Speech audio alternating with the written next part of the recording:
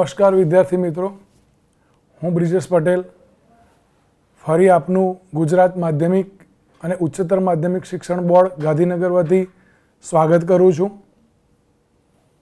ધીરે ધીરે વિદ્યુત પ્રવાહની ચુંબકીય અસરોના એક મુદ્દાને આપણે સમજતા એક મહત્ત્વના મુદ્દા ઉપર આવ્યા હતા અને આપણે અટક્યા હતા કે વિદ્યુત પ્રવાહ નિર્માણ કરવાની વાત હતી. એ બે રીતે થઈ શકે છે, એક ચુંબકને ગતિ કરાવીને અથવા તો વાહકને ગતિ કરાવીને. ચુંબકને ગતિ કરાવીને કેવી રીતે વિદ્યુત પ્રવાહ ઉત્પન્ન કરી શકાય અગાઉના ભાગમાં આપણે શીખી ગયા છીએ. ફરીથી આપણે એને સહેજ સમજવાનો પ્રયત્ન કરીએ કે જે પ્રેરિત વિદ્યુત પ્રવાહ છે એ બે રીતે નિર્માણ કરી શકાય છે, બે રીતે પ્રેરિત કરી શકાય છે. તો એ પ્રેરિત વિદ્યુત પ્રવાહ નિર્માણ કરવાની બે રીતો પૈકીની એક રીત આપણે અત્યારે જોઈએ. તો અહીં આપણે જોઈએ તો ચુંબક વાહક સ્થિર છે અને આપણે ચુંબકને ગતિ કરાવીએ છીએ તો પણ આ રીતે વિદ્યુત પ્રવાહ પ્રેરિત કરી શકાય છે.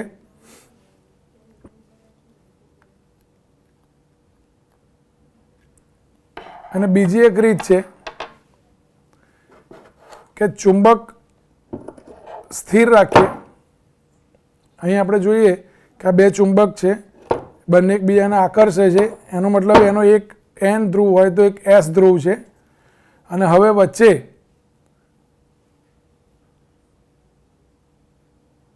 વાહકને ગતિ કરવામાં આવે છે. પહેલાં વાહક સ્થિર હતો, હવે વાહકને આપણે ગતિ કરાવીએ છીએ.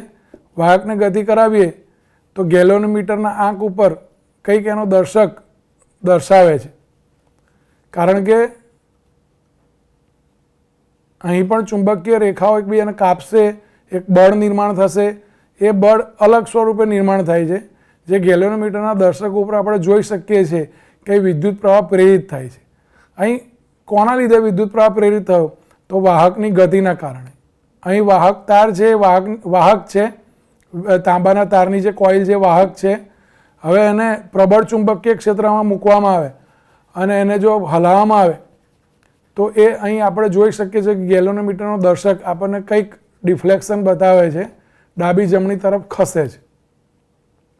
એટલે એક રીત થઈ કે વાહક ગતિમાં હોય, ચુંબક સ્થિર હોય.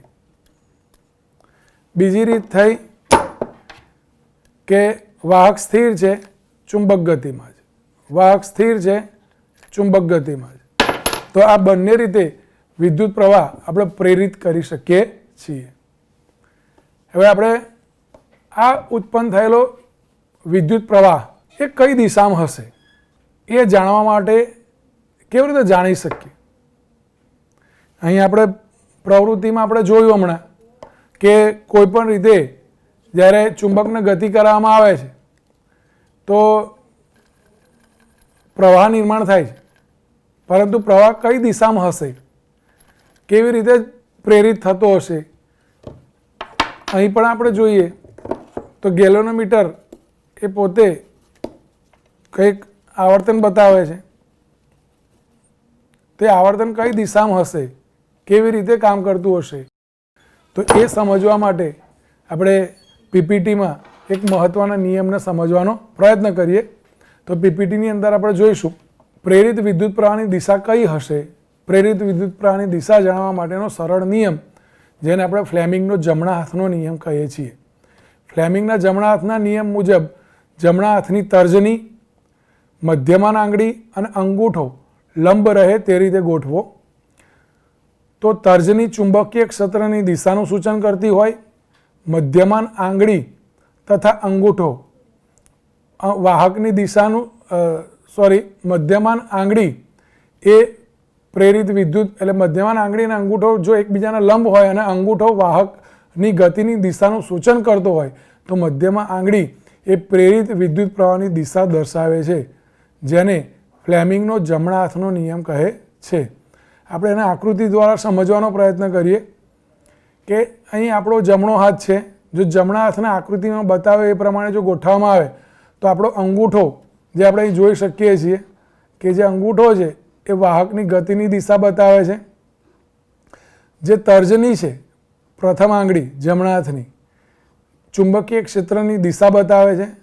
અને મધ્યમાં છે એ પ્રેરિત વિદ્યુત પ્રવાહની દિશા બતાવે છે.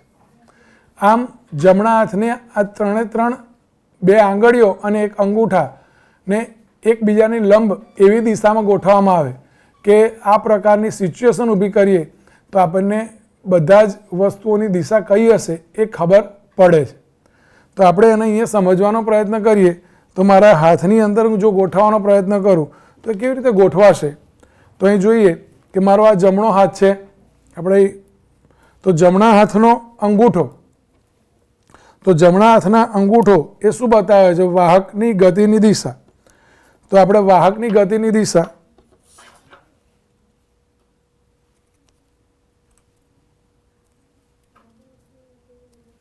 તો જમણા હાથના અંગૂઠા પર વાહકની ગતિની દિશા, તર્જની છે એ ચુંબકીય ક્ષેત્રની દિશા બતાવે છે અને પ્રેરિત વિદ્યુત પ્રવાહ એ મધ્યમાં આંગળી બતાવે છે. અહીં આપણે જોઈએ તો મારા હાથની અંદર આ મારો જમણો હાથ છે, જમણા હાથનો અંગૂઠો એ વાહકની ગતિની દિશા બતાવે છે, તર્જની એ ચુંબકીય ક્ષેત્રની દિશા બતાવે છે અને મધ્યમાં એ પ્રેરિત વિદ્યુત પ્રવાહ બતાવે.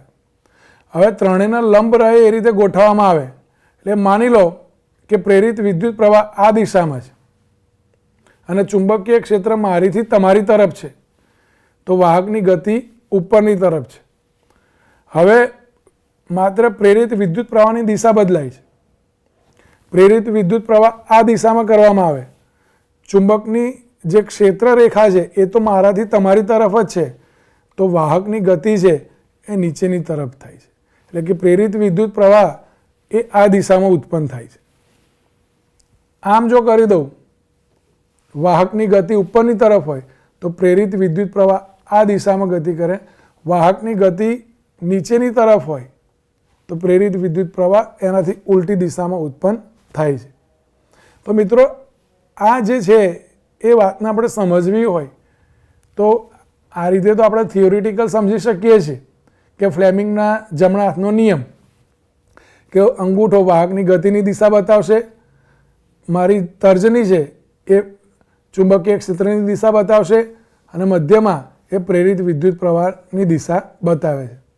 તો શું વાસ્તવમાં આવું થાય છે?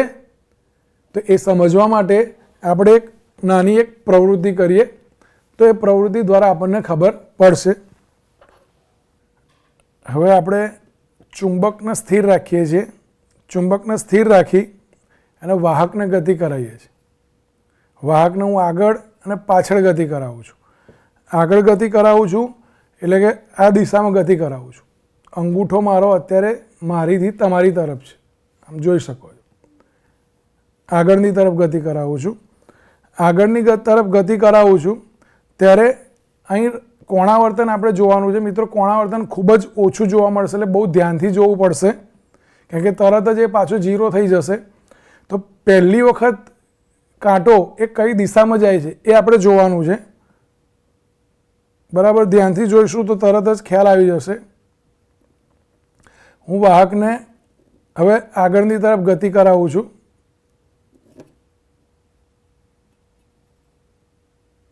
ફરી આપણે જોઈએ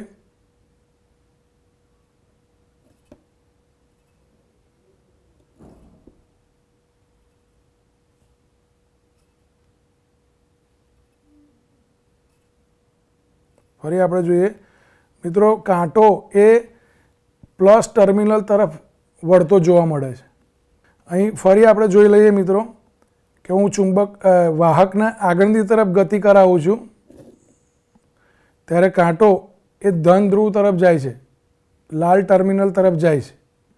હવે હું ફ્લેમિંગના જમણા હાથના નિયમની મદદથી જો એનો જાણવાનો પ્રયત્ન કરું તો હવે વાહક છે એની ગતિ એ આ દિશામાં હતી, ચુંબકીય ક્ષેત્ર નીચેથી ઉપર તરફ છે, તો પ્રેરિત વિદ્યુત પ્રવાહ તમે જોઈ શકો છો કે ગેલ્વેનોમીટરના રેડ તરફ આપણને જોવા મળે છે. એટલે કે ચુંબકીય પ્રેરિત વિદ્યુત પ્રવાહ આ દિશામાં ઉત્પન્ન થાય છે. એટલે કે અત્યારે એ ઋણથી ધન તરફ ગતિ કરે છે. ફરી એક વખત આપણે જોઈ લઈએ કે જ્યાં જમણા હાથનો નિયમનું પાલન પરફેક્ટ થાય છે, વાહકની દિશા આમ છે આગળની તરફ, તો પ્રેરિત વિદ્યુત પ્રવાહ આ દિશામાં થવો જોઈએ, એટલે કે ડાબેથી જમણે તરફ, ડાબેથી જમણે તરફ, ઋણથી ધન તરફ જશે. આપણે જોઈ લઈએ, બરાબર ધ્યાનથી જોઈશું મિત્રો.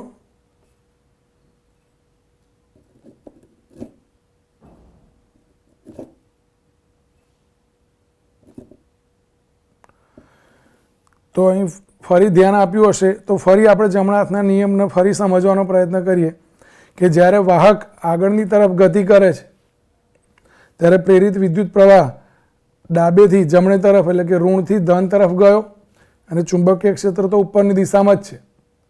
હવે હું વાહકની ગતિ બદલું છું તો તમને ખ્યાલ આવી ગયો હશે કે પ્રેરિત વિદ્યુત પ્રવાહ કઈ દિશામાં ઉત્પન્ન થશે, એટલે કે વાહકની ગતિ હું અત્યારે હવે અંદરની તરફ લઉં છું. જે આગળની તરફ હતી, તમારી તરફ હતી, એના બદલે હવે વાહકને હું મારી તરફ ગતિ કરાવું છું. મારી તરફ ગતિ કરાવીશ તો ઓબ્વિયસલી પ્રેરિત વિદ્યુત પ્રવાહની દિશા પણ બદલાશે. એ દિશા કઈ દિશામાં જશે એ આપણે સમજવાનો પ્રયત્ન કરીએ. તો અહીં ચુંબકીય ક્ષેત્ર તો નીચેથી ઉપર જ છે, માત્ર વાહકની ગતિ બદલાય છે. હવે હું વાહકની ગતિને બહારથી અંદરની તરફ લાવું છું.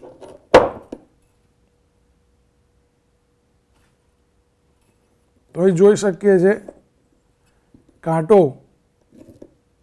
એ ઋણ છેડા તરફ જાય છે, કાળા છેડા તરફ જશે. ધ્યાનથી જોઈશું. આ ઘટના ક્ષણિક બને છે.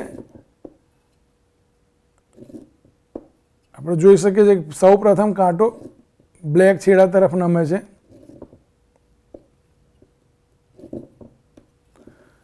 એનો મતલબ એ થયો કે આપણે અહીં ફરી અને જમણા હાથના નિયમ પ્રમાણે દિશા જાણીએ તો જે પહેલાં આ સ્થિતિ હતી હવે એની જે ગતિ છે વાહકની આ દિશામાં થઈ ગઈ મારી તરફ. વાહકની ગતિ મારી તરફ થઈ ગઈ તો પ્રેરિત વિદ્યુત પ્રવાહ આપણે જોઈ શકીએ છીએ મિત્રો ધનથી ઋણ તરફ જાય છે. ચુંબકીય ક્ષેત્રની દિશા તો એની એ જ રહે છે, પણ વાહકની દિશા બદલાઈ તો પ્રેરિત વિદ્યુત પ્રવાહની દિશા પણ બદલાય છે. આમ આ પ્રયોગ દ્વારા, આ પ્રવૃત્તિ દ્વારા પ્રેરિત વિદ્યુત પ્રવાહની દિશા આપણે જાણી શકીએ છીએ. જમણા હાથના નિયમનો ઉપયોગ કરીને પ્રેરિત વિદ્યુત પ્રવાહની દિશા જાણીએ. આ સિદ્ધાંત ઉપર એક ઉપકરણ બનાવવામાં આવ્યું જેને આપણે આગળ પીપીટીમાં જોઈશું.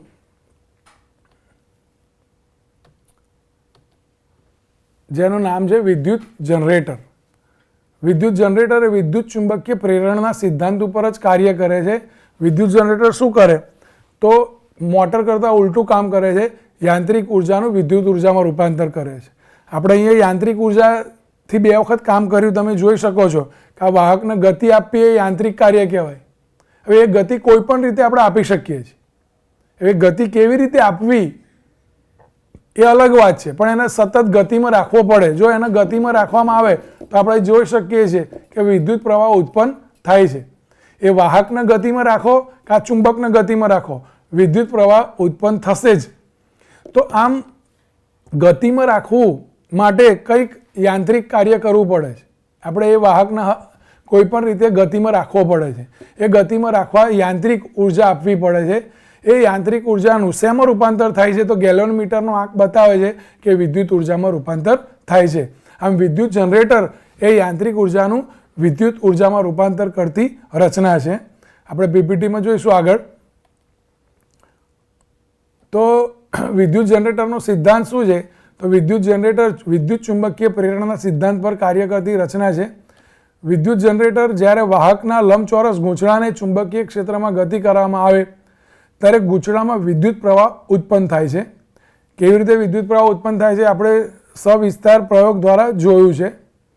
તો વિદ્યુત જનરેટરના બે પ્રકાર છે, એક એસી જનરેટર, ડીસી જનરેટર. અત્યારે આપણે વિદ્યુત જનરેટરની રચના જોઈએ. તો વિદ્યુત જનરેટરની રચના અહીં આકૃતિમાં બતાવ્યા પ્રમાણે આપણને જોવા મળે છે. અહીં આકૃતિમાં આપણે જોઈ શકીએ છીએ કે બે ચુંબકીય ધ્રુવો N અને S ની વચ્ચે એક લંબચોરસ ગૂંચળાને મૂકેલું છે. મોટરની રચનાની સાથે એની રચના મળતી આવે છે. માત્ર ફરક એટલો છે મિત્રો કે અહીંયા જે સ્પ્લિટરિંગ છે એ સ્પ્લિટરિંગ એક જ સ્પ્લિટરિંગ ઉપર બે બ્રશ જોડાયેલા નથી. એક સ્પ્લિટરિંગ R1, બીજી સ્પ્લિટરિંગ R2, R1 અને R2 સાથે એક બ્રશ B1 અને બીજું બ્રશ B2 જોડેલા છે. આટલો ફરક છે. બીજું, અહીં નીચે વિદ્યુત મોટરની રચનાને જો યાદ કરીએ તો વિદ્યુત મોટરની રચનામાં અહીંયા બેટરી હતી, એની જગ્યાએ અહીંયા ગેલ્વેનોમીટર છે. હવે અહીંયાથી જ્યારે વિદ્યુત પ્રવાહ પસાર થાય, આની અંદર જ્યારે આપણે આ ગૂંચળાને યાંત્રિક રીતે ગોળ ફેરવીશું, કોઈ પણ સ્વરૂપે એને ફેરવવામાં આવે, જ્યારે ફેરવવામાં આવશે ત્યારે અહીં A થી B તરફ વિદ્યુત પ્રવાહ પસાર થશે. હવે A થી B તરફ વિદ્યુત પ્રવાહ પસાર થાય છે, આપણે જોઈ શકીએ છીએ મિત્રો. હવે અહીંયા આપણે આકૃતિમાં જોઈએ તો A થી B તરફ જ્યારે વિદ્યુત પ્રવાહ પસાર થાય છે ત્યારે A થી B તરફ વિદ્યુત પ્રવાહ પસાર થાય, સાથે સાથે મારી આંગળી દ્વારા પણ હું તમને સમજાવવાનો પ્રયત્ન કરું કે A થી B તરફ વિદ્યુત પ્રવાહ પસાર થતો હોય ત્યારે મારી આંગળી અહીં આકૃતિમાં આપણે જોઈ શકીએ છીએ કે આ રીતે ગોઠવાયેલી હશે. આપણે અહીંયા જોઈએ હવે તો જ્યારે આકૃતિમાં A થી B તરફની દિશા એટલે કે મારી આંગળીના જે વિદ્યુત પ્રવાહ પ્રેરિત વિદ્યુત પ્રવાહની દિશા છે એ તરફ આપણે ગોઠવીએ ચુંબકીય ક્ષેત્રને N થી S, તો વાહકની ગતિ મારે નીચેની તરફ કરાવું, નીચેની તરફ કરાવીશ તો A થી B તરફ જશે. હવે વાહકની ગતિ ઉપરની તરફ બતાવીશ તો પ્રેરિત વિદ્યુત પ્રવાહ મારી તરફ આવશે. પહેલાં પ્રેરિત વિદ્યુત પ્રવાહ ક્યાં આવે છે? તો પ્રેરિત વિદ્યુત પ્રવાહ તમારી તરફ છે. હવે અહીંયા હું વાહકની ગતિની દિશા બદલીશ તો પ્રેરિત વિદ્યુત પ્રવાહ છે એ તમારી તરફ થતો જોવા મળે છે. આપણે અહીં જોઈ શકીએ છીએ આ ચુંબકીય ક્ષેત્રની દિશા, વાહકની ગતિની દિશા અને પ્રેરિત વિદ્યુત પ્રવાહ આ દિશામાં છે. એટલે પ્રેરિત વિદ્યુત પ્રવાહ મારેથી તમારી તરફ છે ત્યારે વાહકની ગતિ નીચે છે. હવે પ્રેરિત વિદ્યુત પ્રવાહ તમારાથી મારી તરફ હોય તો વાહકની ગતિની દિશા એ ઉપરની તરફ થઈ જશે. આ ચુંબકીય ક્ષેત્રની દિશા આમ છે, પ્રેરિત વિદ્યુત પ્રવાહ આમ છે, તો વાહકની ગતિ ઉપર છે. તો આમ ફ્લેમિંગના જમણા હાથની નિયમની મદદથી આપણે વિદ્યુત જનરેટરની અંદર વિદ્યુત પ્રવાહ કઈ દિશામાં ઉત્પન્ન થશે આપણે સમજી શકીએ છીએ. વિદ્યુત પ્રવાહની રચના આપણે જોઈએ તો વિદ્યુત પ્રવાહની રચના એ પીપીટી દ્વારા આપણે એને સમજવાનો પ્રયત્ન કરીએ તો A થી B વિદ્યુત પ્રવાહ પસાર થાય, ત્યારબાદ ABCD માર્ગે એ પસાર થઈ અને B2 બ્રશ સાથે જોડાઈ અને ગેલ્વેનોમીટર ઉપર કંઈક એનું ડિફ્લેક્શન બતાવશે. આકૃતિમાં આપણને વિદ્યુત જનરેટરની રચના બતાવેલી છે. હવે જો એની દિશા ઉલટાવવામાં આવે એટલે એને ગૂંચળાને C થી D કરવામાં આવે તો એની દિશા બદલાશે. અહીં આપણે એની રચના સમજી લીધી, ત્યારબાદ એની કાર્ય પદ્ધતિ વિશે આપણે જોઈએ તો આકૃતિમાં વિદ્યુત જનરેટરમાં પરિભ્રમણ કરતું લંબચોરસ ગૂંચળું ABCD એક કાયમી ચુંબક તરીકેના વચ્ચે બે ધ્રુવો વચ્ચે મૂકવામાં આવે છે. ગૂંચળાના બે છેડા R1 અને R2 સાથે જોડવામાં આવે છે. R1 એ સ્પ્લિટ રિંગ છે, R2 પણ સ્પ્લિટ રિંગ છે. રિંગની અંદરની બાજુ અવાહક કરેલી હોય છે. બે સ્થિર વાહક બ્રશ 1 અને બ્રશ 2 બંનેની વચ્ચે રિંગ R1 અને R2 દબાણથી સંપર્કમાં રાખેલી હોય છે. બંને રિંગ R1 અને R2 ને આંતરિક રીતે એક ધરી સાથે જોડેલી હોય છે અને આ ધરીને બહારથી યાંત્રિક રીતે પરિભ્રમણ કરાવવામાં આવે તો ગૂંચળું ચુંબકીય ક્ષેત્રમાં ગતિ કરે છે અને વિદ્યુત પ્રવાહ નિર્માણ થાય છે. વિદ્યુત જનરેટરની કાર્ય પદ્ધતિમાં આપણે જોઈએ તો બંને રિંગ સાથે જોડેલી ધરીને પરિભ્રમણ કરાવવામાં આવે તો કાયમી ચુંબક દ્વારા ઉત્પન્ન થયેલી ચુંબકીય ક્ષેત્રમાં AB ભુજા ઉપરની તરફ ગતિ કરશે અને એ જ ટાઈમે CD નીચેની તરફ ગતિ કરશે. આ વાત ફ્લેમિંગના જમણા હાથના નિયમનો ઉપયોગ કરી આપ સરળતાથી હવે સમજી શકશો. ચોપડીમાં આપેલી આકૃતિને ફરીથી ફ્લેમિંગના જમણા હાથના નિયમ પ્રમાણે ગોઠવી અને જોવાનો ટ્રાય કરશો તો AB ભુજા એ ઉપરની તરફ ગતિ કરશે અને CD ભુજા એ નીચેની તરફ ગતિ કરે છે. ત્યારબાદ ગૂંચળાને સમઘડી દિશામાં પરિભ્રમણ કરે તો ફ્લેમિંગના જમણા હાથના નિયમની મદદથી ગૂંચળાની ભુજાઓમાં પ્રેરિત પ્રવાહ AB અને CD દિશાઓમાં ઉત્પન્ન થાય છે. આમ ગૂંચળામાં ABCD દિશામાં પ્રવાહ વહેવાનું શરૂ કરે છે. ગૂંચળામાં મોટો વિદ્યુત પ્રવાહ ઉત્પન્ન થાય છે જે બાહ્ય પરિપથમાં B2 થી B1 તરફ વહે છે. જ્યારે આ ઘટના થાય કે જ્યારે ગૂંચળાને પરિભ્રમણ કરવામાં આવે ત્યારે ABCD દિશામાં વિદ્યુત પ્રવાહ વહે છે, એટલે કે વિદ્યુત પ્રવાહ ABCD દિશામાં પ્રેરિત થાય છે અને આ વિદ્યુત પ્રવાહ ઘણો વધુ હોય છે જે બાહ્ય પરિપથમાં B2 થી B1 તરફ ગતિ કરે છે અને બહારના ઉપકરણને વિદ્યુત પ્રવાહ આપે છે. અર્ધચક્ર પછી CD ભુજા ઉપરની તરફ ગતિ કરે છે અને AB નીચેની તરફ ગતિ કરે છે. અહીં અર્ધ પરિભ્રમણ બાદ ભુજાઓની દિશાઓ બદલાઈ જાય છે જેથી એની ગતિ કરવાની દિશા પણ બદલાશે. CD ભુજા એ પ્રથમ વખતે નીચેની તરફ ગતિ કરતી હતી. અર્ધચક્ર પૂર્ણ કર્યા બાદ CD ભુજા ઉપરની તરફ ગતિ કરે છે અને AB ભુજા નીચેની તરફ ગતિ કરે છે.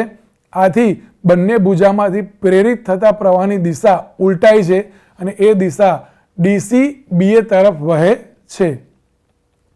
આમ બાહ્ય પરિપથમાં પ્રેરિત વિદ્યુત પ્રવાહ B1 થી B2 તરફ વહે છે.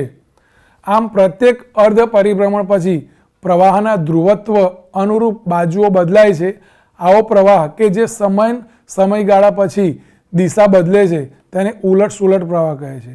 અહીં મિત્રો આપણે જોયું કે ફરી આપણે રિપીટ કરીએ તો જે પ્રવાહ છે પહેલી વખત ઉત્પન્ન થતો ABCD દિશામાં જે પ્રવાહ વહે છે એ વખતે ઉત્પન્ન થતો પ્રવાહ B2 B1 તરફ જાય છે. અહીં બરાબર જોઈ લઈએ છેલ્લી બે લીટી.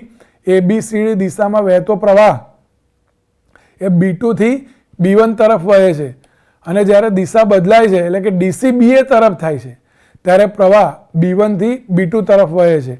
આમ પ્રવાહની દિશા બદલાયા કરે છે જેને ઉલટ સુલટ પ્રવાહ કહેવામાં આવે છે અને આ ઉલટ સુલટ પ્રવાહ જે જનરેટર ઉત્પન્ન કરે તે જનરેટરને AC જનરેટર કહે છે.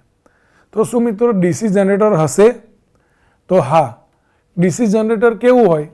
તો AC જનરેટરની રચના કરતાં જુદી DC જનરેટરની રચના હોય છે. AC જનરેટરમાં બે સ્પ્લિટ રિંગ અલગ અલગ હોય છે.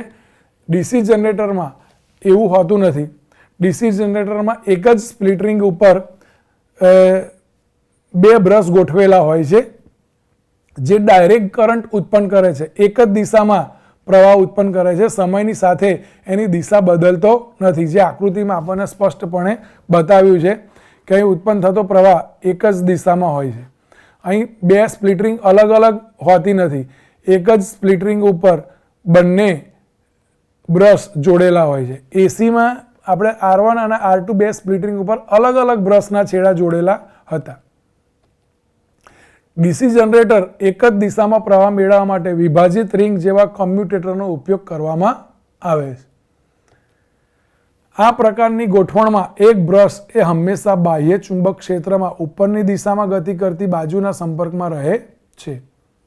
બીજું બ્રશ એ હંમેશા નીચેની દિશામાં ગતિ કરતી બાજુના સંપર્કમાં રહે છે. આમ એક દિશામાં વહેતો પ્રવાહ ઉત્પન્ન થાય છે. આવા જનરેટરને ડીસી જનરેટર કહે છે.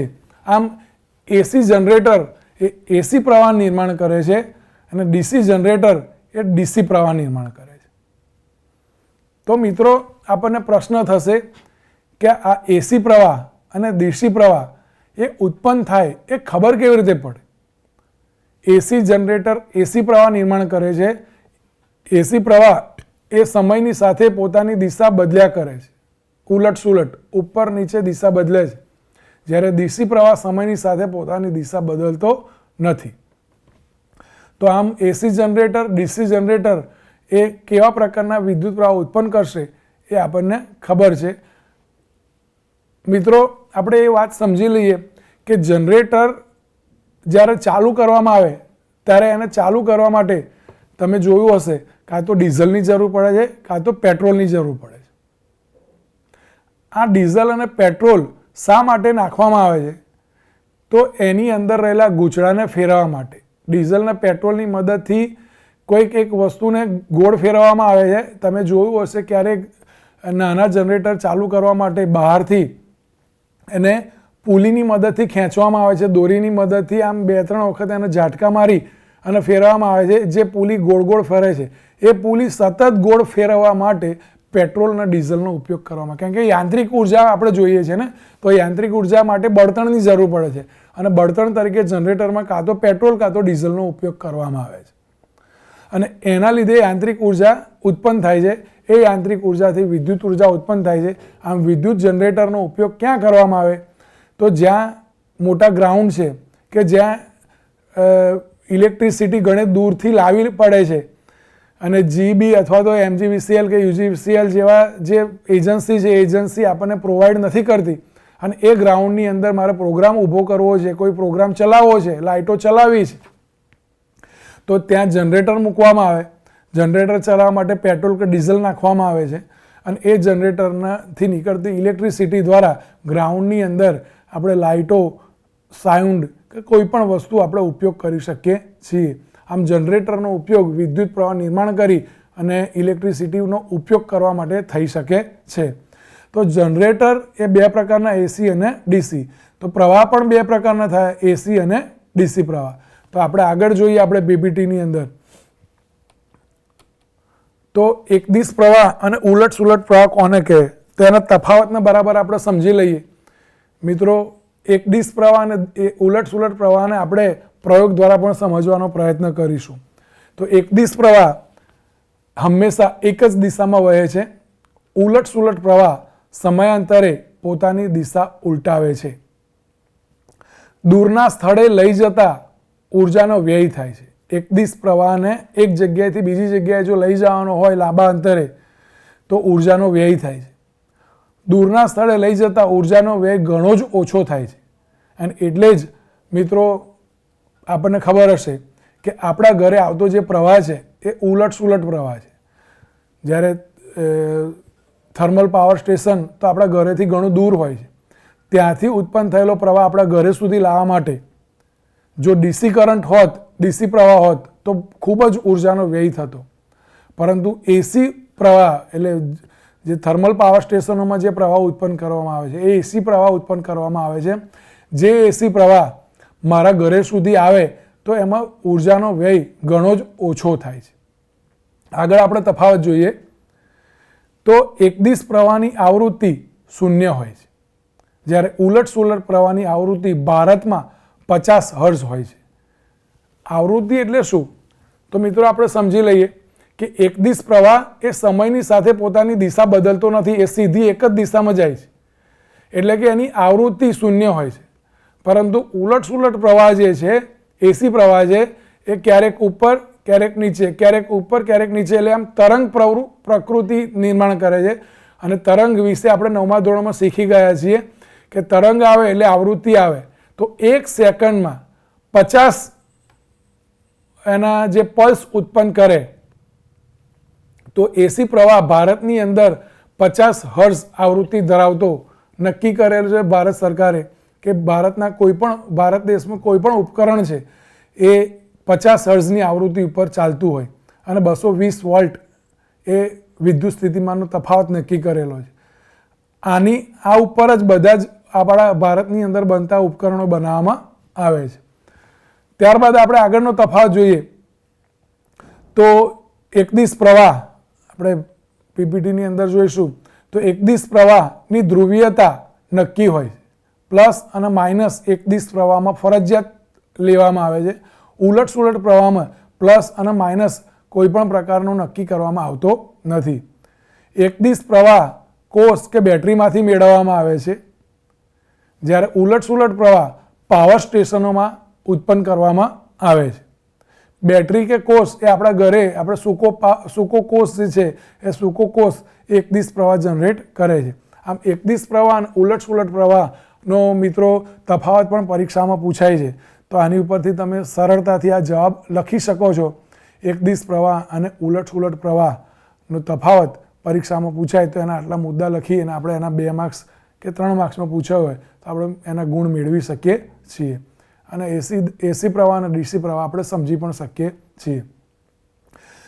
તો મિત્રો એક ઉલટ સુલટ પ્રવાહ એકદિશ પ્રવાહ અને ઉલટસુલટ પ્રવાહ એની કોઈ પ્રવૃત્તિ દ્વારા શું નિર્માણ કરી શકાય? આપણે એને જોવું હોય તો ખબર કેવી રીતે પડે? મારા ઘરે જે પ્રવાહ આવે છે એ પ્રવાહ ઉલટસુલટ પ્રવાહ છે, પણ મને કેવી રીતે ખબર પડશે કે ઉલટસુલટ પ્રવાહ છે? જ્યારે સૂકો કોષ જે છે એ સૂકા કોષની અંદર જે પ્રવાહ નિર્માણ થાય છે એ ડીસી પ્રવાહ છે. તો એના માટે એક સાધન ઉપકરણ આવે છે જેને ઓસિલોસ્કોપ કહેવામાં આવે છે. ઓસિલોસ્કોપ એસી પ્રવાહ અને ડીસી પ્રવાહ બંનેને માપે છે અને આપણને બતાવે છે. તો મિત્રો આપણે એ જોવાનો પ્રયત્ન કરીએ કે એસી પ્રવાહ ખરેખર કેવી રીતે વહેતો હોય છે અને ડીસી પ્રવાહ કેવી રીતે વહેતો હોય છે. સર્કિટને સમજીએ તો મારા ઘરે 240 વોલ્ટની મેઇન લાઇન આવે છે. 240 વોલ્ટમાંથી એને થોડાક નાના વોલ્ટ કરવા માટે પ્રયોગમાં બતાવવા માટે આપણે ટ્રાન્સફોર્મર માર્યું છે. ટ્રાન્સફોર્મર એને ઘણા નાના વોલ્ટમાં ફેરવશે. તો અહીં આપણે છે તો પ્રવાહ એસી આટલે સુધી જે ટર્મિનલ આવે છે, 2 લીલા વાયર છે અને એક પીળો વાયર, એ ત્રણ એસી પ્રવાહમાં બતાવે છે આપણને. તો એસી પ્રવાહ ખરેખર એનું નિરૂપણ કેવી રીતે થઈ શકે એ સમય સાથે પોતાનું આપણે જોઈએ તો અત્યારે એ ધન ધ્રુવ મેં પીળા વાયર સાથે જોડેલો છે, ઋણ ધ્રુવ લીલા વાયર સાથે જોડ્યો છે. આપણે અહીંયા ઓસિલોસ્કોપની અંદર જોઈશું. મિત્રો આપણે જોઈ શકીએ છીએ, પહેલાં આપણે આ સર્કિટને જોઈ લઈએ, પછી ઓસિલોસ્કોપનું રીડિંગ જોઈશું આપણે. તો આ સર્કિટની અંદર આપણે જોઈએ છીએ કે પીળો વાયર અત્યારે ધન ધ્રુવ સાથે, આ ઋણ ધ્રુવ સાથે, એટલે લાલ ધન છે, આ ઋણ છે, એને જોડેલો છે એસી પ્રવાહ. તો હવે એ ઓસિલોસ્કોપમાં એસી પ્રવાહ કેવી રીતે નિદર્શિત થાય છે આપણે જોઈ શકીએ છીએ. બાજુમાં ઓસિલોસ્કોપ તરફ આપણે નજર કરીએ તો સાઇન વેવ જતા હોય, તરંગ જતું હોય એવું આપણને દેખાય છે, જે પ્રવાહ સતત પોતાની ઉપર અને નીચે દિશા બદલે છે. હવે હું એ છેડા બદલીશ, એક જ મિનિટ, છેડા બદલીશ તો પણ જે પ્રવાહ છે એ તો એ જ દિશામાં ઉપર નીચે જાય છે, એનાથી કોઈ ફરક પડતો નથી. અહીંયા મેં પીળા સાથે બ્લેક જોડ્યો અને હવે અહીંયા લાલ જોડું છું, તો પણ એસી વેવમાં પ્લસ માઇનસ બદલવાથી કોઈ પણ પ્રકારનો એસી પ્રવાહમાં ફરક પડતો નથી, તે આપણે અહીંયા જોઈ શકીએ છીએ. આવું જ નિરૂપણ આપણે ડીસી પ્રવાહ માટે જો જોવું હોય મિત્રો, તો ડીસી પ્રવાહ માટે મેં આગળ કહ્યું એ પ્રમાણે કે ડીસી પ્રવાહ આપણને ક્યાંથી મળે છે? તો ડીસી પ્રવાહ એ આપણને અહીંયા સૂકા કોષની અંદર જોવા મળે છે. સૂકા કોષની અંદર આ એક ભાગ છે એ પ્લસ છે, આ માઇનસ છે.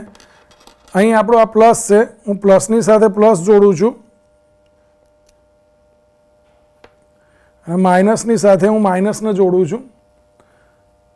હવે આપણે ઓસિલોસ્કોપની અંદર જોઈશું તો આપણને એક લાઈન મળે છે, જે આપણે ધ્યાનથી જોઈએ તો એક લાઈન એ પ્લસ સાથે પ્લસ જોડી, એક લાઈન તો આપણને એક લાઈન ઉપરની તરફ આપણને જોવા મળે છે ઓસિલોસ્કોપની અંદર. હવે હું અહીંયા એના છેડા બદલું છું. તમે જોઈ શકો છો કે આ જે ધન હતો એને ઋણ તરફ જોડું છું.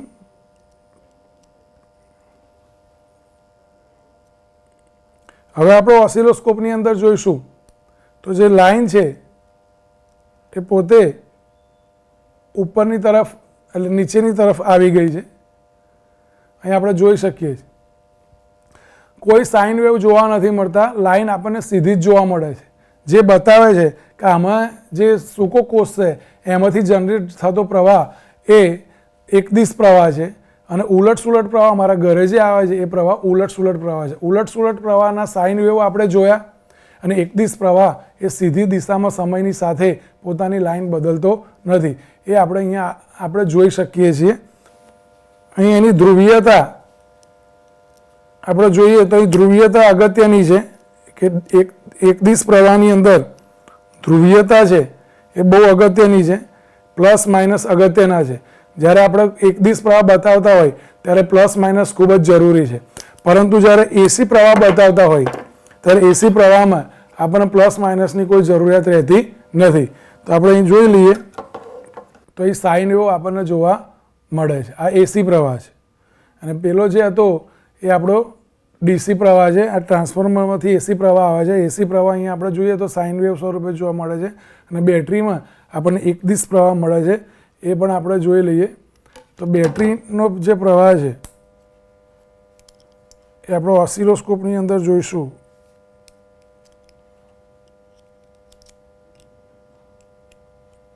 તો આપણે જોઈ શકીએ છીએ એમાં કોઈ પણ પ્રકારના વેવ જોવા નહીં મળતા, એક જ દિશામાં પ્રવાહ આગળ વધે છે. તો આમ એકદિશ પ્રવાહ અને ઉલટ સુલટ પ્રવાહ વિશે આપણે માહિતી મેળવી. ત્યારબાદ આપણો આગળનો મુદ્દો આપણે જોઈએ તો પીપીટીની અંદર આપણે જોઈશું તો એકદિશ પ્રવાહ ઉલટ સુલટ પ્રવાહના તફાવત બાદ હવે આપણે આગળ જોઈએ તો ઘરેલું પરિપથ. આપણા દરેકના ઘરમાં વિદ્યુત પરિપથ ગોઠવાયેલો હોય છે. એ વિદ્યુત પરિપથ કેવી રીતે ગોઠવેલો હોય છે તો આપણે અહીં આકૃતિ દ્વારા સમજી શકીએ છીએ. આકૃતિમાં આપણને 3 પ્રકારના વાયર જોવા મળે છે. એક લાલ વાયર છે, એક કાળો વાયર છે અને એક લીલો વાયર છે. લાલ વાયર જે છે એ લાલ વાયરને આપણે લાઈવ વાયર કહીએ છીએ અથવા ફેઝ કહેવામાં આવે છે અથવા તો જીવંત વાયર તરીકે ઓળખવામાં આવે છે. ન્યુટ્રલ વાયર એ કાળા રંગનો હોય છે. હંમેશા કોઈ પણ વિદ્યુત પરિપથ થયેલું હોય તો આ કલર કોડ નક્કી કરેલા છે કે લાલ વાયર છે એ લાઈવ જીવંત વાયર છે, ફેઝ વાયર છે, અને ન્યુટ્રલ વાયર કાળા કલરનો વાયર છે જે બહાર મેઇન લાઇનમાંથી ઇલેક્ટ્રિસિટી બોર્ડમાં ફ્યુઝમાં થઈ મારા ઘરે મીટરમાં આવે. મીટરમાંથી મારા ઘરની ડિસ્ટ્રીબ્યુશન લાઇન હોય એમાં બંને વહેંચાય છે અને બીજા નાના નાના સ્વિચ બોર્ડમાં એ વાયર પસાર થતા હોય છે. એની અંદર આપણે જોઈએ તો બે વાયર વચ્ચેનો વિદ્યુત સ્થિતિમાનનો તફાવત 220 વોલ્ટ રાખવામાં આવે છે. હંમેશા ફેઝ અને ન્યુટ્રલ વચ્ચેનો વિદ્યુત સ્થિતિમાનનો તફાવત 220 વોલ્ટ હોય. અને લીલા કલરનો જે વાયર છે એ અર્થિંગ વાયર છે. આપણા ઘરે આપણે જોયું હશે કે કોઈ પણ સોકેટ હશે પ્લગ, તો પ્લગની અંદર સૌથી ઉપર મોટું હોલ હોય છે જે સૌથી મોટું કાણું હોય છે જે અર્થિંગ માટેનું છે. અર્થિંગ એ વિદ્યુત પરિપથની અંદર, ઘરેલું પરિપથની અંદર ખૂબ જ અગત્યનો ભાગ છે. આપણે આગળ જોઈએ તો ઘરેલું પરિપથના વાયરોનો રંગ, તો લાલ રંગનો અવાહક આવરણ ધરાવતો વાયર એ લાઈવ વાયર તરીકે ઓળખવામાં આવે છે. કાળા રંગનો અવાહક આવરણ ધરાવતો વાયર એ ન્યુટ્રલ વાયર તરીકે ઓળખવામાં આવે છે. અને લીલા રંગનો અવાહક વાયર એ અર્થિંગ વાયર તરીકે ઓળખવામાં આવે છે. આપણા દેશમાં ફેઝ વાયર અને ન્યુટ્રલ વાયર વચ્ચેનો તફાવત હંમેશા 220 વિદ્યુત સ્થિતિમાનનો તફાવત રાખવામાં આવે છે. વાયરો ઘરમાં જુદા જુદા પરિપથને ઉર્જા પૂરી પાડે છે. બધા વસ્તુ એકબીજા સાથે ઇન્ટરકનેક્ટ કરવા માટે વાયરો ખૂબ જ અગત્યના છે. ઘણીવાર ઘરોમાં 2 અલગ પ્રકારના પરિપથ જોવા મળે છે.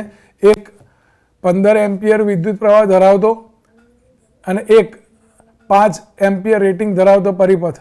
15 એમ્પિયર રેટિંગ ધરાવતો જે પરિપથ છે એ ગીઝર, એર કુલર, રેફ્રિજરેટર, ઘરઘંટી, વોશિંગ મશીન આવા પ્રકારના જે ઉપકરણો ચલાવવા હોય, એસી ચલાવવું હોય તો આ બધા ઉપકરણો 15 એમ્પિયરના રેટિંગ ધરાવતા સ્વિચો સાથે જોડવામાં આવે છે. જ્યારે બલ્બ, પંખા, ટ્યુબલાઇટ જેવા ઉપકરણો જો ચલાવવા હોય તો 5 એમ્પિયર રેટિંગ ધરાવતા વિદ્યુત પરિપથોનો એની સાથે જોડવામાં આવે છે. ક્યારેક આપણે વિદ્યુત ઇસ્ત્રી જેવા ધાતુની સપાટી ધરાવતા ઉપકરણોનો સ્પર્શ થઈ જાય તો આપણને વિદ્યુત આંચકો લાગે છે. શા માટે? વિચારો. વિદ્યુત ઇસ્ત્રી જેવી ધાતુની સપાટી ધરાવતી ઉપકરણને જો અડકી જઈએ તો વિદ્યુત આંચકો લાગે છે. કારણ કે ક્યારેક અકસ્માતે લાઈવ વાયરનું અવાહક આવરણ દૂર થઈ જવાથી જીવંત ધાતુની સપાટી ધરાવતા જીવંત ઉપકરણની બોડીને લાઈવ વાયર અડકી જાય છે. એટલે કે ફેઝ વાયરનું ક્યારેક પડ ઉખડી જાય તો ઇસ્ત્રી જેવી ધાતુની સપાટી ધરાવતી ઉપકરણને તે અડકવાથી ઊંચો વીજ પ્રવાહ આપણા શરીરમાંથી પસાર થાય છે અને પૃથ્વીમાં દાખલ થાય છે અને આપણને આંચકો લાગે છે. આવી દુર્ઘટનાથી બચવા અર્થિંગ વાયર ખૂબ જ જરૂરી છે. અર્થિંગ વાયર મોટેભાગે ઘરની નજીક ધાતુની પ્લેટ સાથે જોડવામાં આવે છે. આ વાયરનો ઉપયોગ મોટેભાગે ધાતુની સપાટી ધરાવતા ઉપકરણમાં સુરક્ષાના હેતુ માટે કરવામાં આવે છે. આ વાયરનો ઉપયોગ મોટેભાગે ધાતુની સપાટીમાં ઉપકરણોમાં સુરક્ષા હેતુ માટે કરવામાં આવે છે. અર્થિંગ જો ન કરેલ હોય તો શું થાય? તો અર્થિંગ જો કરેલું ન હોય ઘરમાં તો આપણે આકૃતિમાં સ્પષ્ટ જોઈ શકીએ છીએ કે કોઈ વ્યક્તિ એ ઊભો છે અને કોઈ કારણસર ધાતુની સપાટીને જો અડકી જાય, ધાતુની સપાટીવાળી ઉપકરણને, તો સીધો જ કરંટ એના શરીરમાંથી પસાર થાય છે અને ત્યારબાદ એ જમીનમાં જાય છે. શરીરમાંથી જે પસાર થાય છે એ વખતે એને વિદ્યુત આંચકો લાગે છે. પરંતુ જો અર્થિંગ કરેલું હોય તો એ જે ધાતુની સપાટી ઉપર લીકેજ થયેલો પ્રવાહ ભલે લીકેજ થયો હોય પરંતુ આપણા બોડીમાંથી પસાર થતો નથી અને તે સીધો જ અર્થિંગમાં આપેલા વાયરમાં જાય છે. અહીં આ જે વાયર છે એ અર્થિંગ વાયરનું નિદર્શન કરે છે. અર્થિંગ વાયરને સંકેતમાં આ રીતે દર્શાવવામાં આવે છે. બંને આકૃતિથી સ્પષ્ટ જોઈ શકીએ છીએ કે અર્થિંગનું મહત્વ કેટલું છે. જો અર્થિંગ ન કરેલું હોય તો આપણા શરીરમાંથી વિદ્યુત પ્રવાહ પસાર થાય છે અને આપણને આંચકો લાગે છે. જો અર્થિંગ કરેલું હોય તો એ જ વિદ્યુત પ્રવાહ સીધો જ જમીનમાં ઉતરી જાય છે, જેથી આપણને આંચકો લાગતો નથી. અર્થિંગ આ રીતે આપણા ઘરોની અંદર ઘરની બહાર ખાડો કરવામાં આવે, ધાતુની પ્લેટ નાખવામાં આવે, એની ઉપર એક પાઇપ દ્વારા એને બહાર કાઢવામાં આવે છે અને એની અંદર કોલસા અને મીઠા જેવા વસ્તુઓ નાખી અને ખાડો પૂરી અને એની પાણી અંદર નાખવામાં આવે છે અને અર્થિંગ વાયર ત્યાં જોડવામાં આવે છે. તો ઘરમાં જ્યારે પણ અર્થિંગ લીકેજ થાય, જ્યારે લીકેજ તે અર્થિંગ વાયર દ્વારા જમીનમાં ઉતરી જાય છે. આપણને ઘરમાં ઉપકરણોને નુકસાન થતું નથી, આપણને પણ જાનહાનિનું નુકસાન થતું નથી. આમ અર્થિંગ શા માટે જરૂરી છે એ આપણને તરત જ ખ્યાલ આવ્યો હશે કે અર્થિંગ વાયર આવા ઉપકરણોને ધાતુની સપાટી સાથે જોડવામાં આવે છે, જે વિદ્યુત પ્રવાહ માટે ઓછા અવરોધનો માર્ગ પૂરો પાડે છે. આમ ઉપકરણ ધાતુના આવરણ ઉપર કોઈ પણ પ્રવાહનો લીકેજ થાય તો અર્થિંગ દ્વારા જમીનમાં જાય છે અને સાધનનું વિદ્યુત સ્થિતિમાન જમીનના વિદ્યુત સ્થિતિમાન જેટલું થઈ જાય છે, પરિણામ સ્વરૂપ સાધનને ઉપયોગ કરનાર વ્યક્તિને તીવ્ર આંચકો લાગતો નથી. ઘરેલું પરિપથની અંદર આપણે જોઈએ તો આ પ્રકારની રચના આપણને જોવા મળે છે. ઓન ઓફ સ્વિચ હોય છે. બધા જ ઉપકરણો લાઈવ અને ન્યુટ્રલ વાયર સાથે જોડાયેલા હોય છે. દરેકને ઓન ઓફ સ્વિચ હોય છે, જેથી દરેકનું અલગ અલગ રીતે આપણે ઉપયોગ કરી શકીએ. દરેક ઉપકરણને સમાન વિદ્યુત સ્થિતિમાનનો તફાવત મળે, વિદ્યુત સ્થિતિમાનનો તફાવત વહેંચાય નહીં એટલા માટે બધા જ આપણા ઘરમાં ઉપકરણોને સમાંતર જોડવામાં આવે છે. ખાલી ફ્યુઝ એક જ એવો છે કે જે પરિપથમાં શ્રેણીમાં જોડવામાં આવે છે. શ્રેણીમાં જોડવાથી તે બળી જાય છે. ફ્યુઝ એ ખૂબ જ અગત્યનો ભાગ છે. જે આ પ્રકારના પહેલાના જમાનામાં આ પ્રકારના ફ્યુઝ આવતા હતા. આવો પણ એક ફ્યુઝનો પ્રકાર આપણે જોયો હશે. અત્યારે ફ્યુઝની જગ્યાએ આવી ELCBનો ઉપયોગ કરવામાં આવે છે. ફ્યુઝ એ શું કામ કરે છે? તો ફ્યુઝ એ પરિપથનો ખૂબ જ મહત્વનો ઘટક છે. ફ્યુઝ એ વિદ્યુત પ્રવાહની તાપીય અસર ઉપર કાર્ય કરતો ઉપકરણ છે. ફ્યુઝ દ્વારા પરિપથ અને ઉપકરણને ઓવરલોડિંગના નુકસાનથી બચાવી શકાય છે. ઓવરલોડિંગ એટલે શું? તો જ્યારે એક જ સોકેટમાં આવી રીતે ઘણા બધા પિન જોડવામાં આવે ત્યારે ઓવરલોડિંગ બને છે. ક્યારેક એક જ સોકેટમાંથી એક સાથે ઘણા બધા ઉપકરણો ચલાવવામાં આવે, પંખો, લાઇટ, કમ્પ્યુટર, ફ્રીજ, ઇસ્ત્રી, ફેન, ટ્યુબલાઇટ, આ બધું જ એક જ પ્લગમાંથી જ્યારે સ્ટાર્ટ કરવામાં આવે, એક સાથે સ્ટાર્ટ કરવામાં આવે ત્યારે પણ ઓવરલોડિંગ થઈ શકે છે. અને ઓવરલોડિંગ થવાના કારણો એક લાઈવ અને ન્યુટ્રલ વાયર સીધા જ એકબીજાના સંપર્કમાં આવે. બીજું કારણ આપણે જોઈએ તો એક જ પ્લગથી ઘણા બધા ઉપકરણો ચલાવવામાં આવે. ઊંચા પાવર રેટિંગ ધરાવતા ઉપકરણને એક સાથે ઓન કરવામાં આવે અને સપ્લાય વોલ્ટેજમાં અચાનક વધારાના કારણે પણ ઓવરલોડિંગ થઈ શકે છે. ઓવરલોડિંગ થવાના મુખ્ય 4 કારણો છે. ઓવરલોડિંગ થવાથી શોર્ટ સર્કિટ થાય છે. શોર્ટ સર્કિટ ક્યારે થાય? તો લાઈવ વાયર અને ન્યુટ્રલ વાયર એકબીજાના સીધા જ સંપર્કમાં આવે ત્યારે પ્રવાહ અચાનક વધી જાય છે, જેને શોર્ટ સર્કિટ કહેવામાં આવે છે. શોર્ટ સર્કિટ થાય ત્યારે ક્યારેક આવી આગ લાગવાની પણ સંભાવનાઓ રહેલી છે. આમ ફ્યુઝ આવી રીતે અચાનક વધી જતા વિદ્યુત પ્રવાહને અટકાવે છે. કારણ કે અચાનક વિદ્યુત પ્રવાહ વધી જશે ત્યારે ફ્યુઝ સિરીઝમાં જોડેલો છે, તો ફ્યુઝ વાયર વિદ્યુત પ્રવાહની તાપીય અસરના કારણે ખૂબ જ વધારે ઉર્જા આવે તો એ બળી જાય છે, પીગળી જાય છે અને આગળ વિદ્યુત પ્રવાહને જતો અટકાવે છે. આમ શોર્ટ સર્કિટ થતી અટકી શકે છે. આભાર મિત્રો. તો આપણને ઓવરલોડિંગ, શોર્ટ સર્કિટ, ફ્યુઝ અને અર્થિંગ આ વિશેના જે મુદ્દા છે એ આપણે ક્લિયર કર્યા. આશા રાખું કે આપણને ખૂબ જ સરળતાથી આ બધી જ વાત સમજાઈ હશે. નમસ્કાર.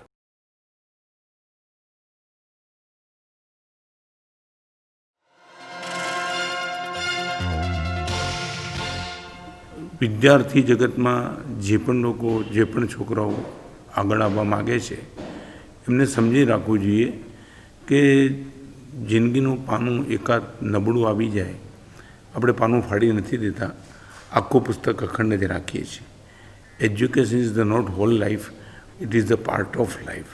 વધારે પડતા ચિંતિત થવાને બદલે નિષ્ફળતાને ઇઝી લઈ અને જો વિદ્યાર્થીઓ આગળ વધશે, અને મા બાપને પણ મારી ખાસ ભલામણ છે, તમારા બાળકો એ તમારી બહુ મોટી મૂડી છે.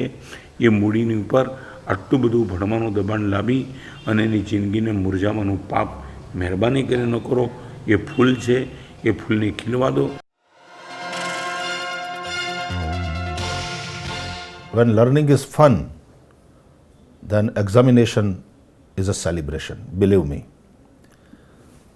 શીખવાનો જો આનંદ આપણામાં હોય, અને આનંદ આવી શકે એમ છે, જિજ્ઞાસાથી એટલા બધા ભરાઈ જઈએ કે શીખવાનો સતત આનંદ આપણા જીવનમાં હોય, અને જો એ હશે તો પરીક્ષાનું કોઈ ટેન્શન આપણા જીવનમાં નહીં રહે. એવી રીતે જો મનને કેળવીશું તો નિશ્ચિતપણે આપણને યાદ રહે જ, અને ત્યારે પરીક્ષા એક ઉત્સવ બની જાય. આપ સૌને પરીક્ષાઓ માટેની ખૂબ ખૂબ શુભકામના, અને પ્રભુને એવી પ્રાર્થના, આપ સૌના હૃદયમાં બેઠેલા ઈશ્વરને એવી પ્રાર્થના કે આપ સૌ તણાવ મુક્ત થઈ અને પરીક્ષા આપો અને ખૂબ સારું પ્રદર્શન કરો. ખૂબ ખૂબ શુભકામના. ખરા સાથી બે, હિંમત ને વિશ્વાસ, એ વિના બાકી બધા થાય તરત ખલાસ.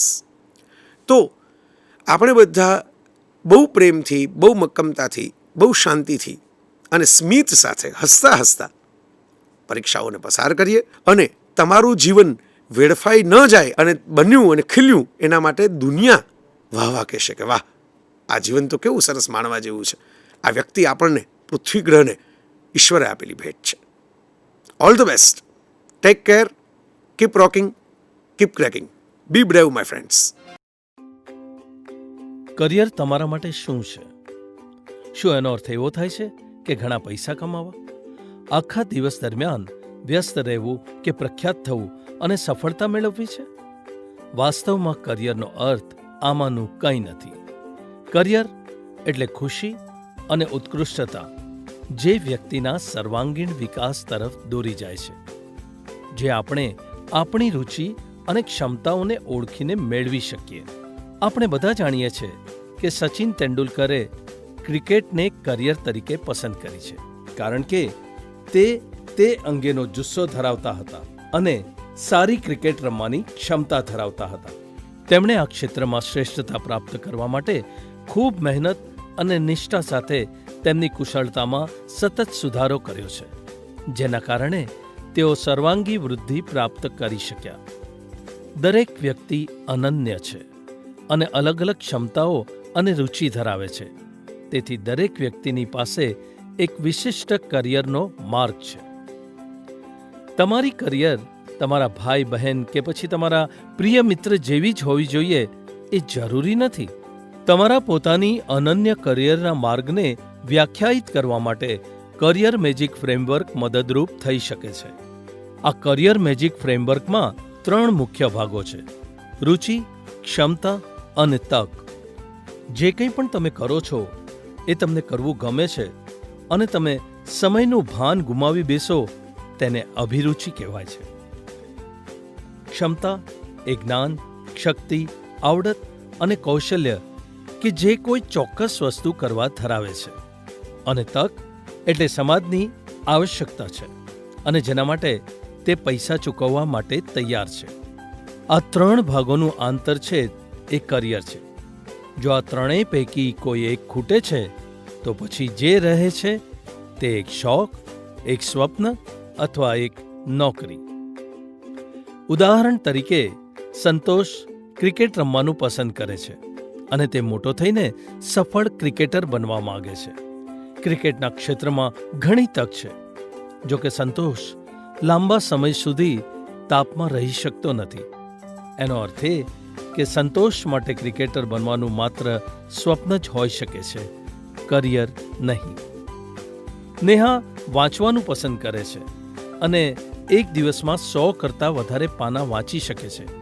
જો કે ફક્ત પુસ્તકો વાંચીને પૈસા કમાવવામાં કોઈ સારી તક નથી. આમ નેહા માટે વાંચન માત્ર એક શોખ હોઈ શકે છે, કરિયર નહીં. અદ્વૈતના પિતા સફળ વ્યવસાય સાથે જોડાયેલા છે. અદ્વૈત પાસે આવશ્યક કુશળતા અને શિક્ષણ પણ છે અને વ્યવસાયમાં તેના માટે બહુવિધ તક છે. જો કે અદ્વૈતને વ્યવસાય ચલાવવામાં રુચિ નથી. તેને માત્ર લખવાનું પસંદ છે અને સારું લખે છે.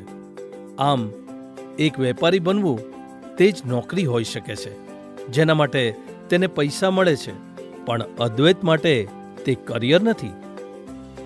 મોહન ખેતી પસંદ કરે છે અને ઘણી વખત તેના મિત્રના ખેતરમાં લાંબા કલાકો સુધી કામ કરે છે. કૃષિ યુનિવર્સિટીમાં ડિગ્રી ધરાવે છે અને કૃષિ ક્ષેત્રે આવશ્યક જ્ઞાન, કુશળતા અને ક્ષમતા ધરાવે છે. ઉપરાંત કૃષિમાં સંશોધન અને નવીનીકરણ માટે ઘણી તક છે. આમ કૃષિ મોહન માટે કરિયર બની શકે છે. મોહને તેના રુચિ, ક્ષમતા અને તકને ધ્યાનમાં લઈને તેને અનન્ય કરિયર બનાવી છે. આથી ખુશી અને શ્રેષ્ઠતા દ્વારા તે તેના જીવનમાં તમામ પાસામાં વિકાસ સાધી શકે છે. તેવી જ રીતે તમે બધા પોતાની અનન્ય કરિયરની કેડી કંડારી શકો છો.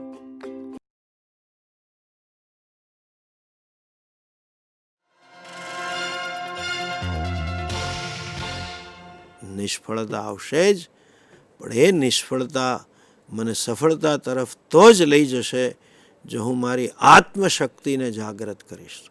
ન આત્માનમ અવસાદે, ક્યારેય પોતાની જાતને નીચી ન ગણો, ક્યારેય પોતાની જાતને હલકી ન ગણો, ક્યારેય પોતાની જાતને અસમર્થ ન ગણો. ભગવાને ન મપાય એટલું સામર્થ્ય મારામાં મૂક્યું છે. ભલે નિષ્ફળતા આવે પણ ઊભો થઈને કે ઊભી થઈને ધ્યેય પ્રાપ્ત કરી શકે છે. ટકા આવવા કે ના આવવા, સારું એડમિશન મળવું કે ન મળવું, એ જીવનનો એક પડાવ માત્ર છે. જિંદગીમાં ઘણું બધું કરવાનું છે. તમારામાં જે શક્તિ છે એનો વિનિયોગ કરો, બહાર લાવો. મને ખાતરી છે જરૂર તમે સફળતા પ્રાપ્ત કરશો. અને સફળ એ હસમુખા, પ્રસન્ન, નિરાંતવાળા, નિર્ભય યુવાનનું લક્ષણ છે. એવા યુવાન બનો, એવી જ શુભકામના સાથે, એવી જ હિંમત, જેને કહેવાય ફાયર ઇન ધ બેલી, એવી ખુમારી સાથે આપ સૌ આપનું જીવન જીવો. એ જ શક્તિ ભગવાન તમને આપે, એ જ પ્રાર્થના સાથે ઓમ તત્સત. તમને બધાને મળીને બહુ જ આનંદ થયો અને હું ઈશ્વરના ચરણોમાં એ જ પ્રાર્થના કરું છું તમારા બધાના મનમાં ખૂબ આત્મવિશ્વાસ આવે. ગમે એવી મુસીબત આવે તો પણ ડરવાનું નથી. મારી અંદર આત્માની અનંત શક્તિ રહેલી છે. તમે આ કરશો તો હું તમને વિશ્વાસ દેવડાવું છું કે તમારો અંદરનો આત્મવિશ્વાસ જાગૃત થશે અને તમે મનની એકાગ્રતા તમારી વધશે. એને મોટાઓના આશીર્વાદથી, વડીલોના આશીર્વાદથી, ઈશ્વરની કૃપાથી, તમારા પુરુષાર્થથી અવશ્ય સારું રિઝલ્ટ આવશે. ઈશ્વરના ચરણોમાં પ્રાર્થના કે તમને સૌને ઈશ્વર આવી શક્તિ આપે કે તમે વગર ટેન્શને સરસથી એકાગ્રતાથી ભણી શકો અને પછી એમાં સારી પરીક્ષામાં સારા નંબર મેળવી શકો. હરિઓમ તત્સત.